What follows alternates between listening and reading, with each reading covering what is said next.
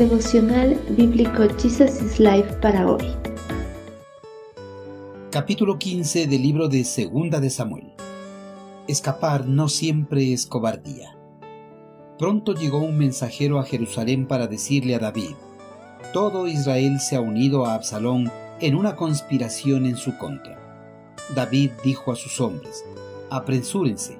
Si salimos de Jerusalén antes de que llegue Absalón, tanto nosotros como la ciudad nos salvaremos del desastre. Entonces el rey salió de inmediato junto con todos los de su casa. No dejó a nadie, excepto a 10 de sus concubinas para que cuidaran el palacio. Absalón, uno de los hijos de David, dominado por la amargura y el rencor en contra de su padre, tramó un plan para quedarse con la corona de Israel. Reunió un grupo de hombres para que lo resguardaran y lo apoyaran en su plan.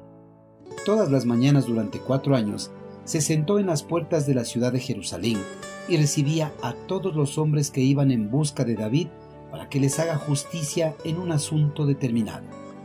A cada persona que acudía le daba la razón en su asunto y añadía que si él fuera el rey, el juicio sería en favor de ellos.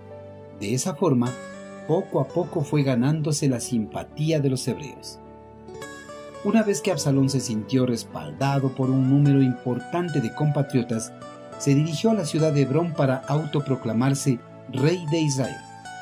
Una vez en Hebrón, Absalón envió cartas a los líderes de las diferentes tribus de Israel para que lo respaldaran en su rebelión en contra de David. Además, a su rebelión había invitado a Ahitofel, uno de los consejeros de David que vivía en Gilo. En poco tiempo, mucho más se unieron a Absalón. La conspiración cobró fuerza. Finalmente, Absalón se proclamó como nuevo monarca del pueblo hebreo. David, al saber de la noticia de que su hijo Absalón se había rebelado en contra de él, decidió evacuar inmediatamente la ciudad, pues la noticia era que las fuerzas insurrectas estaban ya en camino a la ciudad de Jerusalén para hacerse del trono de Israel a la fuerza. David, a pesar de tener el eterno Creador de su parte, no quería batallar en contra de su hijo. Tampoco quería arriesgar la pérdida de numerosas vidas o ver destruida su amada ciudad. Además, era lo suficientemente sensible como para ver que eso también era parte de la disciplina que Dios tenía para él. Por eso, muy temprano en la mañana siguiente, ordenó a todo el personal de su palacio que empacaran lo que pudieran y se prepararan para salir de Jerusalén.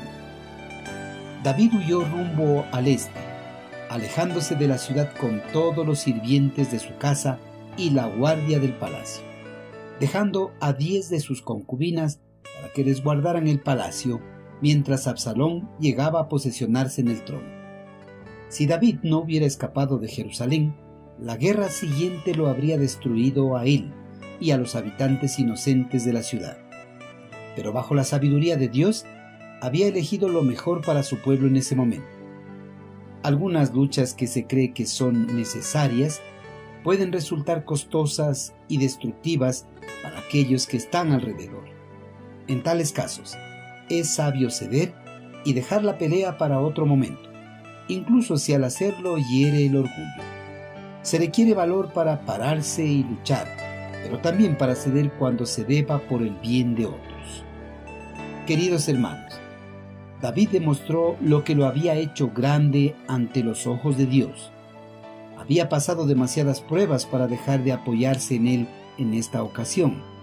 Por eso, en vez de quedarse aferrado a la corona y enfrentarse a su hijo, sabiamente decidió salir del palacio, dejando que Absalón ocupara el trono, y así preservar la vida de muchos inocentes de Jerusalén. Hermanos, muchos piensan que escapar y no batallar es muestra de cobardía. Pero escapar no siempre es cobardía. Es una sabia decisión que se debe de tomar para no lastimar. Si en algún momento tiene que enfrentarse a alguien, no lo haga con la cabeza caliente. Sea sabio y escápese de esa situación, aunque los demás piensen que lo hace por cobardía.